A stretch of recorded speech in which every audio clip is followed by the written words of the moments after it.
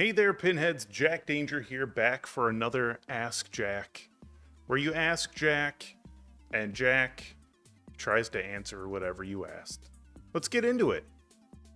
The box. All of your questions are in here. I put them all in here. It's performative, but it makes me feel like I'm doing something. So let's pick one. Our first question comes from Kim, and Kim says, is there or will there be a way to add friends on my Insider Connected app? Currently, there is an area of the Insider Connected app called Connections. You can't see who follows you, but you can follow other people. So you just gotta find the Connections area inside the IC app, but I'm sure we have more fun stuff along these lines coming soon. All right, Sawyer asks, would Stern ever sponsor a world record attempt as the longest pinball marathon? Many people have attempted this. Hell, I've even attempted it, where I did it playing for as long as you can, standing up without sitting, without doing. It was a mistake. Stern sponsoring that, I think you just need to reach out to like Zach Sharp to see what he would be into. Nothing's out of the question, and honestly, I kind of love things like that. Just gets people stoked about it. The news usually catches on to it. So yeah, reach out to Zach Sharp at Stern, and I'm sure we can get something going. Matt V asks, what is the longest running thing you guys have left in the Bang and Clack room? Oh, so for those of you that don't know, our Bang and Clack room is a room where we're battle testing all of the mechs for games, both current and upcoming. And typically we'll leave some things running long after a game has come out, just so we can see what the longevity is beyond the testing we've done. And the longest running thing we have seen in the Bang and Clack room is a Game of Thrones dragon still flapping its wings all these years later. It's bonkers, but that thing's a freaking tank.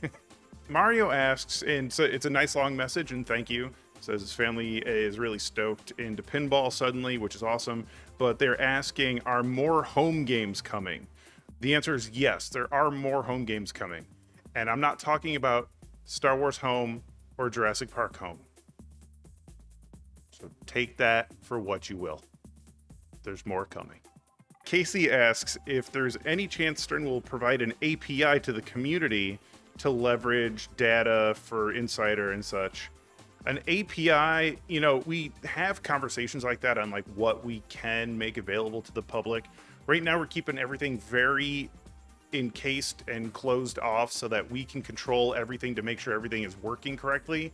There's still so many things we have to roll out to you, and we would love to hear some ideas on like what you would like to see on Insider in the future. So with the API thing, not in the foreseeable future, but we still personally have a lot of really cool stuff to roll out to you, so stay tuned. Robert asks, will there be a code update for Elvira, as in adding to the code or at least fixing some bugs in the game? To me, it's one of the best games Stern has done. Elvira is a banger. It's such a good game. The official statement is that all Spike 2 games are still considered to be in active development, so there is no yes or no on that. As things roll out with, you know, we mentioned some stuff like backwards compatibility with Spike 3, and speaker rings, stuff like that. There's always a chance that we will go back to those games to add adjustments to them for the system, and usually if we jump into a game to adjust some system settings, if there are some known and easily fixable bugs, we will address those as well. So hopefully that answers your question. Transmeta asks, Golden Girls when? Stay tuned. If you'll buy it, internet, tell Gary. I'll design the thing freaking tomorrow. Or George. Tell George. We got a question here from Remy. Remy says, hey Jack, love your work. Can you tell us what's your dream pin to play? From a theme, technical, toys, interactivity, etc. For a very long time, one of my favorite games to play was Batman 66, because it was sort of like a choose how you want that game to play. And you went down certain paths to adjust how the scoring worked, how the modes worked. But like Deadpool really is the game that has stuck with me the longest. Deadpool it's a fairly simple game.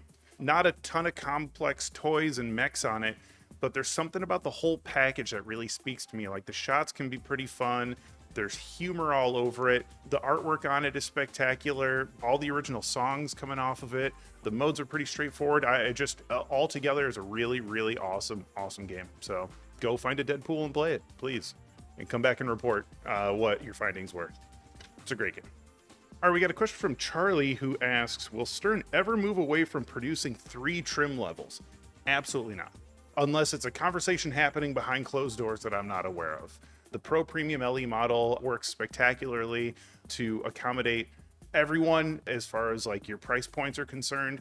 The Pro is still like one of the best deals in pinball for a new box, so like it's great for operators to put those on location.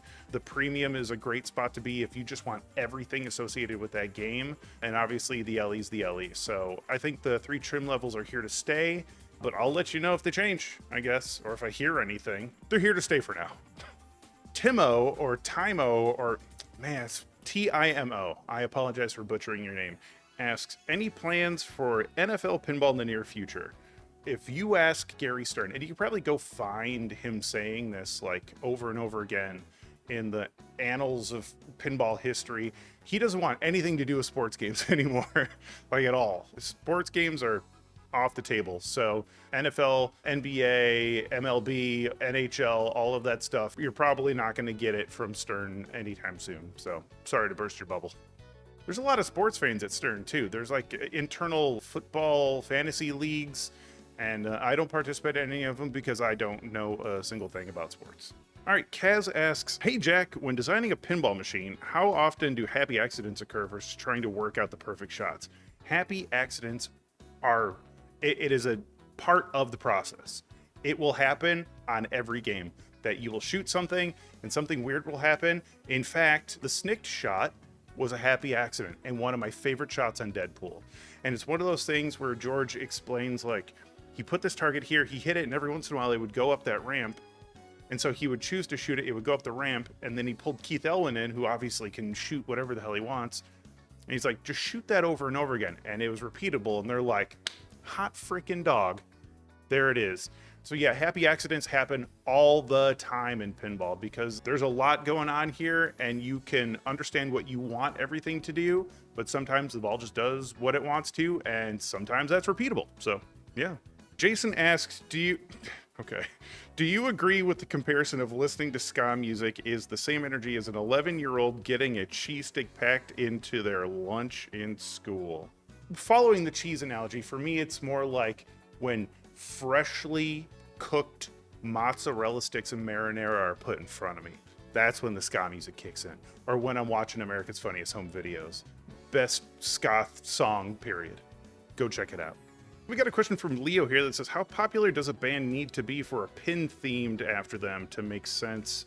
Well, that's interesting because like Iron Maiden, huge, but you could say like there's a decent amount of people that maybe don't know their music that well. Metallica, obviously huge. But you go further back to your Led Zeppelins and your Rushes. You can't see it, but I have a Primus over here. And if you laid out a bunch of pinball themes in front of me that I would assume Gary would sign off on, Primus doesn't seem like it would be one that would be high on the list, but they were cool to work with because they wanted a pin. We were happy to accommodate, and we just made that awesome relationship happen. So how popular they are doesn't play the biggest role, but it kind of has to make sense. For instance, I love the band the Aquabats. Let's keep talking about that. I'll never get to make an Aquabats pinball machine. They're freaking awesome, and they're huge, I guess.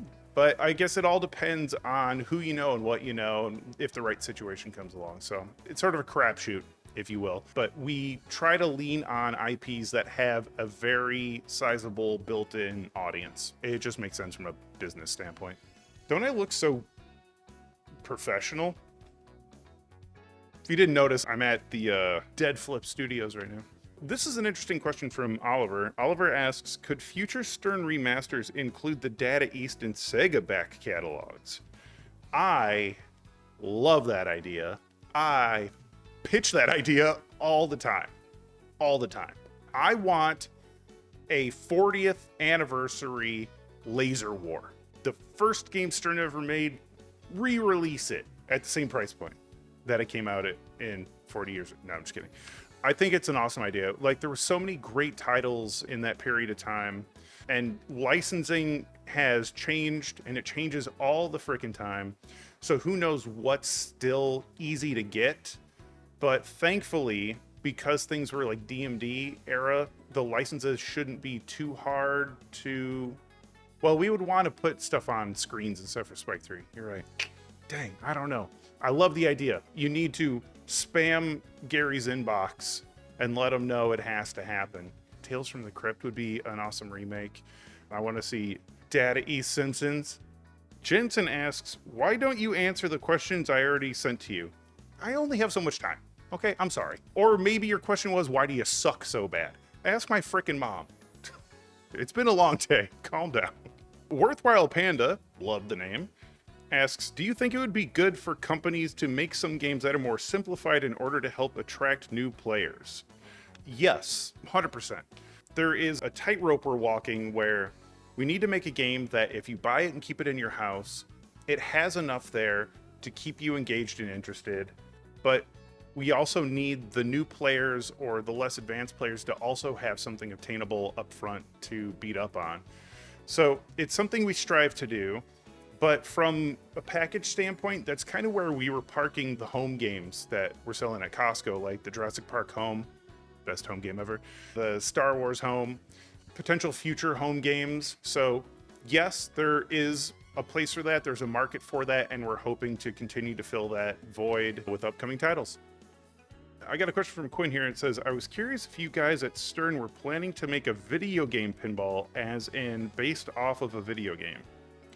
I think video games is a amazing untapped area of IPs. You know, you got your movies, your bands, your TV shows, and video games is very obviously a niche we want to get into. And I would say we will get into. I mean, video games is like the biggest entertainment industry, right? So to marry that with pinball is just a no-brainer. So I would say just hang tight.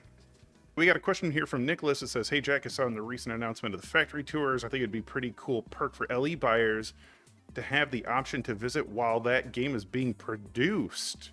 Maybe even meet the game designer and play a prototype. Is that something you could see Stern offering in the future? That's a cool idea. Lining something like that up would be, I think, a logistical nightmare, because by the time we announce a game, most, if not all, the LEs are built. So that would have to, we would have to figure something out where the title got out early to the people that are dedicated to buying any LE that comes out, and then we walk. There's some logistics there, but I think there might be a case for like us walking you through on a day where like that title's being built, period. And then we can walk you through every step. Heck, we could maybe even allow you to screw a plastic on a ramp or something. No promises. Again, I love that idea. I just think logistically, I don't know how we would execute something like that. But truly anything's possible. Who knows what the future holds? And we got a question here from William. William asks, as the largest pinball manufacturer in the business, what are Stern's efforts and commitments to growing the pinball community and hobby? Wonderful question. Obviously, without community growth, pinball suffers, and then as a business, Stern suffers, and all the other manufacturers along with us. So things like Michael Grant taking the helm of like Stern Army to like get more people interested in playing on location, supporting more location pinball, because honestly, that is where a lot of people are going to discover pinball machines. Someone just having it in their basement isn't going to expose that to a ton of people walking by. But a Deadpool sitting in the window at a bar and someone walks by, they're like, oh, I love Deadpool. What the heck is this thing? And then they come up and they do this and they pull the plunger a bunch of times. Maybe they hit the start button a whole bunch of times. And there's at least some engagement there, but then like maybe you are interested in what's that person next to me doing? Why are they playing so much longer? There might be a conversation there. So we're making a lot of advancements in what we're trying to do to get people out to locations, because we think that's going to be the best place for people to be exposed to this stuff. One of the bigger problems with pinball on location is a lot of these games are in bars and then kids can't go in there. But there's a lot of really cool pinball co-ops opening up, pinball cafes. There's like some around here that are like in coffee shops. For you folks out there, keep putting them on location or inviting people into your home, strangers into your home to play pinball. But the hope is that we can keep supporting these locations to have events, to offer them cool stuff to give away, to entice more people to show up. to play pinball, to expose new players, new enthusiasts to then take the helm for themselves to go learn how to play pinball better and then expose their friends and so on and so forth. So yeah, we've got a lot of plans on what we can do in the future. Again, Michael Grant is killing it with the Stern Army stuff, and we've got a lot more to come. So yeah, and with that, folks, we're gonna close the lid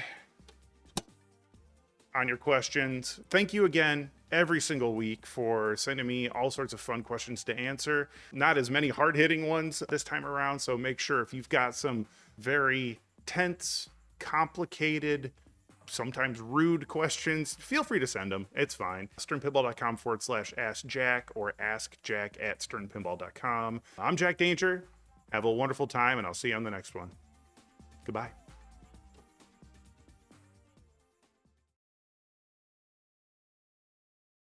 Mr. Submarine. Commercials like stuck in my head, bro.